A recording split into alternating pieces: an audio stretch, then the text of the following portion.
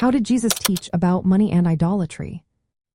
Have you ever wondered how Jesus viewed money and its role in our lives? His teachings provide a clear perspective on money and idolatry that is still relevant today. Jesus taught that money and possessions should never become idols, which are things that take the place of God in our hearts. He emphasized that the love of money can lead people away from God. Instead, true security and life come from trusting God rather than wealth. At the core of Jesus' teachings is the idea that God owns everything. We are simply stewards or managers of what He entrusts to us.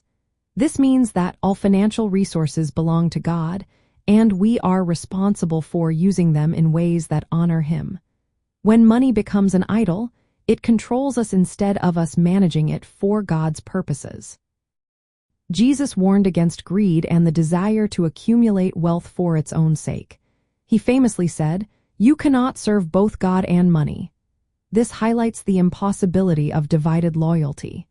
Jesus encouraged us to be generous, to be content, and to seek God's kingdom first. He promised that God would provide for all our other needs. Practically, Jesus' teachings guide us to avoid making money our ultimate goal or source of security. Instead, we should recognize that all we have is a gift from God and manage it responsibly.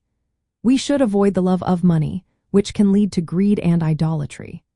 Practicing generosity reflects God's grace, and trusting God to provide helps us avoid placing our confidence in wealth. Additionally, seeking contentment with what we have rather than constantly wanting more is a key principle. In the context of biblical finance and Christian money management, Jesus' teachings about money and idolatry from the foundation for faithful stewardship. They encourage us to view money not as an end but as a resource entrusted by God to be used wisely and generously. By focusing our hearts on God's kingdom rather than material gain, we can maintain freedom from the bondage of materialism. This perspective helps us align our financial decisions with our faith, leading to a more fulfilling and purpose-driven life.